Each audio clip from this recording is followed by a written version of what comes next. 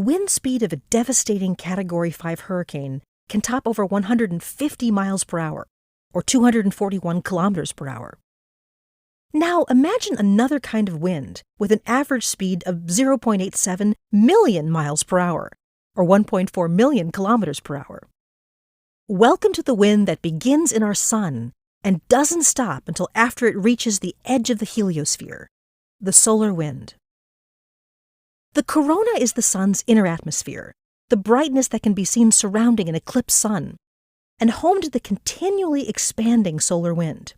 Right now, the Parker Solar Probe, a NASA mission launched in 2018, is orbiting the sun and will get as close as 3.83 million miles, or 6.16 million kilometers, of the sun's surface. Parker is gathering new data about the solar particles and magnetic fields that comprise the solar wind. More specifically, two of its main goals are to examine the energy that heats the corona and speeds up the solar wind, and determine the structure of the wind's magnetic fields. While many theories describe the solar wind's history, this is what we do know. The solar wind impacting Earth's magnetosphere is responsible for triggering those majestic auroras typically seen at locations close to our north and south poles. In some cases, it can also set off space weather storms that disrupt everything from our satellites in space, to ship communications on our oceans, to power grids on land. Nikki Fox is the Division Director for Heliophysics at NASA headquarters.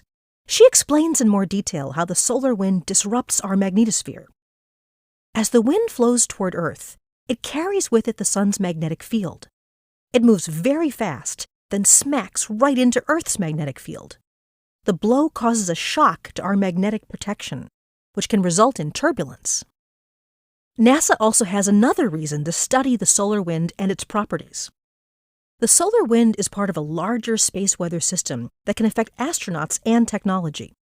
As Fox notes, we not only have to ensure our astronauts are protected from the harmful effects of radiation, we have to protect our equipment too. So we've already found aluminum to be a good shield to protect our crafts from many energetic particles. But there are also faster particles that travel at 80% of the speed of light, which can cause havoc with parts of a spacecraft. They can smash into and damage solar panels, disrupt electronics, or affect electric currents that flow along power grids. So we're currently conducting tests with small pieces of technology to study how well they can survive in intense radiation areas. Knowing more about the effects of the solar wind is not only important to those of us who live on Earth, it will be critical to know how to mitigate its effects once our astronauts travel back to the moon and beyond for extended periods of time. Fox concludes, "My feeling is, if the sun sneezes, Earth catches a cold, because we always feel the impact of what happens on the sun thanks to the solar wind."